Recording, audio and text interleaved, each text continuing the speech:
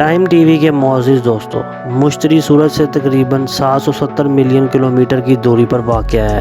اور یہ اپنا 12 سال میں سورج کے گرد ایک چکر مکمل کرتا ہے۔ اس کی سطح پر درجہ حرارت بہت ہی کم یعنی نقطہ انجماد سے بھی تقریباً 150 ڈگری کم ہوتا ہے، جبکہ مشتری کا مرکز بہت ہی گرم ہے۔ اس دیو قامت سیارے کی کوئی ٹھوس سطح نہیں ہے، جبکہ اس کی کرۂ ہوائی کے نیچے مائع ہائیڈروجن اور ایک پانی کا بہت بڑا سمندر ہے۔ اس سمندر اور کرۂ ہوائی کے بیچ کوئی وجہ حائل نہیں ہے اور اس کے بیچ کسی قسم کی کوئی شے بھی حائل نہیں ہے اور ہوائی کرہ آہستہ آہستہ گاڑھا ہوتا جاتا ہے، حتیٰ کہ یہ سمندر کا حصہ بن جاتا ہے۔ آج کی اس زیر نظر ویڈیو میں ہم آپ کو مشتری پر ایسی حیرت انگیز اور چونکا دینے والی دریافتوں کا ذکر کریں گے جن کو دیکھ کر سائنسدان ہکا بکا رہ گئے تھے، اور یقیناً ناظرین آپ بھی ان دریافتوں کو دیکھ کر چونک اٹھیں گے۔ پیارے دوستو، یہ 2020 کی بات ہے کہ جب امریکی خلائی تحقیقی ادارے ناسا نے انکشاف کیا کہ روبوٹک خلائی مشین جو کہ انہوں نے مشتری سیارے کی بالائی فضا میں جن اور پریاں نما مافوق الفطرت مخلوقات دیکھیں جو اس سے پہلے انہوں نے کبھی نہیں دیکھی تھی۔ ان کا مزید یہ کہنا تھا کہ جب ان کا یہ روبوٹک سسٹم اس سیارے کے پاس سے گزرا تو انہیں ایسا محسوس ہوا کہ جیسے کسی ایسی مخلوق نے اپنی طاقت کے ساتھ انہیں اپنی طرف کھینچا ہے، اور جب انہوں نے اس روبوٹک سسٹم میں لگے کیمروں کا رخ پیچھے کی جانب کیا تو انہوں نے ایک ایسا عجیب و غریب چہرہ دیکھا جو انہوں نے اس سے پہلے کبھی نہیں دیکھا تھا۔ وہ مخلوق پروں کے سہارے فضا میں بلند تھی اور ہمارے سسٹم کو روکنے کی پوری کوشش کر رہی تھی، لیکن چند ہی لمحوں میں وہ مخلوق ہماری نظروں سے اوجھل ہو گئی۔ دوستو، یوں تو یہ کسی خیالی ناول کی باتیں معلوم ہوتی ہیں، لیکن سائنسدان ابھی بھی اپنی اس بات پر قائم ہیں کہ یہ سب جو کچھ ہم نے دیکھا یہ ہماری نظروں کا دھوکہ نہیں بلکہ ایک حقیقت تھا جسے ہم کبھی بھلا نہیں سکتے۔ اور اسی طرح سائنسدانوں نے مشتری سیارے کی اس چاند پر خفیہ چیزوں کے موجود ہونے کا انکشاف کیا ہے اور یہ امکان ظاہر کیا ہے کہ مشتری سیارے کی اس چاند پر یقیناً ایسی مخلوقات پائی جا سکتی ہیں۔ ان کے مطابق مشتری کے اس چاند کا نام یورپا ہے جو کہ ہماری زمین سے 50 کروڑ میل کے فاصلے پر موجود ہے۔ یورپا کا سائز ہمارے اپنے چاند سے قدرے چھوٹا ہے، مگر اس کی سطح کے متعلق سائنسدانوں کا کہنا ہے کہ اس پر برف جمی ہوئی ہے اور اس جمی ہوئی برف کے نیچے جھیلیں اور سمندر ہو سکتے ہیں۔ اس طرح کی منجمد جھیلیں ہماری زمین پر انٹارکٹیکا کی برفانی سطح کے نیچے بھی پائی جاتی ہیں۔ سائنسدانوں کا کہنا ہے کہ یورپا پر ممکنہ طور پر وہ اجزاء موجود ہیں جو کہ ایکو سسٹم کی افزائش کے لیے ضروری ہوتے ہیں۔ چنانچہ دوستو، مریخ کے علاوہ یہ دوسرا سیارہ ہے جس پر زندگی ممکن ہو سکتی ہے اور یہ امکان بھی ہے کہ یورپا پر پہلے ہی کسی قسم کی کوئی زندگی موجود ہو۔ اس کے علاوہ ایک اور نئی تحقیق میں معلوم ہوا ہے کہ مشتری کے چاند یورپا کے برف کے خول میں موجود نمکین پانی ممکنہ طور پر برف کے ٹھکے مائع سے سمندر میں آکسیجن کی آمد و رفت کا سبب بن سکتا ہے، جبکہ محققین کا خیال ہے کہ چاند کی ایسی ناسازگار زمین کے اندر ایسا ہونا زندگی کی بقا کے لیے سازگار ہے اور اس کے سمندر میں آکسیجن کی مقدار ممکنہ طور پر اتنی ہی ہو سکتی ہے کہ جتنی کی آج اس کی زمین کے سمندر میں موجود ہے۔ مشتری کے اسی چاند کے حوالے سے سائنسدانوں کو ایسے شواہد ملے ہیں جن سے پتہ چلتا ہے کہ سیارہ مشتری کا برفیلا چاند یورپا خلا میں پانی کے فوارے چھوڑتا رہتا ہے۔ سائنسدانوں نے 2013 میں پہلی بار ہبل خلائی دوربین استعمال کی اور اس بارے میں بتایا تھا، لیکن اب اس امر کا ایک بار پھر مشاہدہ کیا گیا ہے۔ یہ دریافت اس لیے بھی اہمیت کی حامل ہے کہ یورپا میں کافی مقدار میں پانی مائع حالت میں بھی موجود ہے، اس لیے امکان ہے کہ وہاں پر کسی قسم کی زندگی پائی جا سکتی ہے۔ ان پانی کے فواروں کے آس پاس کسی خلائی گاڑی کو اڑا کر وہاں زندگی کے امکان کا بہتر طور پر اندازہ لگایا جا سکتا ہے اور اس پانی کے نمونوں کی جانچ پڑتال سے مزید معلومات سامنے آ سکتی ہیں، یا پھر مستقبل کے کسی خلائی مشن میں اس پانی کو تفصیلی معائنے کے لیے زمین پر بھی لایا جا سکتا ہے۔ ان کے مطابق یورپا کی سطح منجمد ہے اور کئی کلومیٹر برف کی تہہ کے نیچے پانی کا ایک بہت بڑا سمندر موجود ہے اور اس اس تہ کی کھدائی کر کے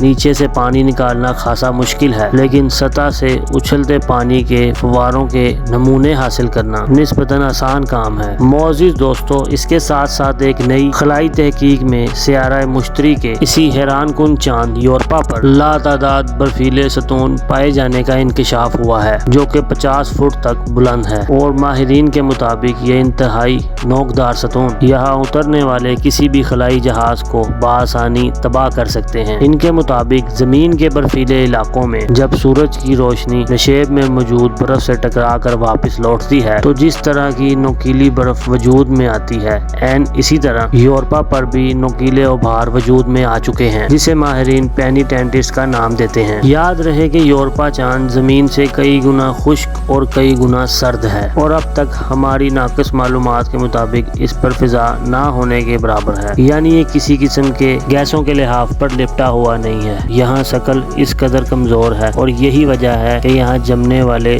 برفیلے پہاڑ اس قدر نوکیلے ہیں اور کئی میٹر بلند دیکھے گئے ہیں۔ ماہرین نے بتایا کہ ان کی اطراف 7 میٹر گہرائیاں یعنی نشیب ہیں، اور ایک ستون کم از کم 50 فٹ یعنی 15 میٹر تک بلند ہے۔ ماہرین نے یہ بھی بتایا کہ یورپا پر نوکیلے ابھار اس وقت زیادہ بنتے ہیں جب سورج عین ان کے اوپر ہوتا ہے۔ اگر کوئی خلائی جہاز یہاں اتارنے کی کوشش کی جائے تو بہت مشکل ہوگی، کیونکہ ابھار کے درمیان ہموار جگہ شاید ہی ہو، اور اگر ہو بھی تو خلائی جہاز وہاں پھنس کر رہ جائے گا۔ اس کی وجہ یہ ہے کہ ابھاروں کے درمیان گہرے گڑھے موجود ہو سکتے ہیں، اور اب تک ہماری نظر وہاں تک نہیں پہنچ سکی۔ ناظرین گرامی، ان تمام باتوں کے بعد سوال یہ پیدا ہوتا ہے کہ کیا وہاں واقعی زندگی کے آثار موجود ہیں، اور اگر ہم وہاں جانے کی کوشش کریں تو کیا ہوگا؟ اس حوالے سے آپ کو بتاتے چلیں کہ شمسی نظام کا سب سے بڑا سیارہ مشتری زیادہ تر ہائیڈروجن اور ہیلیم گیس سے بنا ہوا ہے، لہٰذا اس پر اترنے کی کوشش کرنا بالکل ایسا ہی ہوگا جیسے زمین پر کسی بادل پر اترنے کی کوشش کی جائے۔ جب آپ مشتری کی فضا میں داخل ہوں گے تو یہاں پر کوئی بیرونی پرت نہیں جو کہ آپ کو روک سکے، کیونکہ مشتری کا کوئی سرفیس نہیں ہوتا۔ سب سے پہلی چیز جو آپ کو ذہن میں رکھنی ہے کہ مشتری کے ماحول میں آکسیجن نہیں ہے، لہٰذا یقینی بنائیں کہ اپنی آکسیجن ساتھ لے کر جائیں تاکہ آپ بآسانی جب تک وہاں رہیں سانس لے سکیں۔ اس سے اگلا مسئلہ مشتری کا درجہ حرارت ہے، لہٰذا اس کے لیے ایک ایئر کنڈیشنر پیک کریں۔ جب آپ مشتری کی فضا میں داخل ہوں گے تو آپ مشتری کی کشش ثقل کی کھینچ کے نیچے 1,10,000 فی میل گھنٹہ کی رفتار سے سفر کریں گے، اور پھر جب آپ جیسے جیسے مشتری کے اندر جاتے جائیں گے تو اس کا ماحول اتنا زیادہ کثافت والا ہو جاتا ہے کہ آپ کو لگے گا کہ آپ کسی دیوار کے ساتھ ٹکرا چکے ہیں۔ اس سفر میں تقریباً 3 منٹ کے بعد 155 میل نیچے موجود بادلوں پر پہنچ جائیں گے، جہاں آپ مشتری کی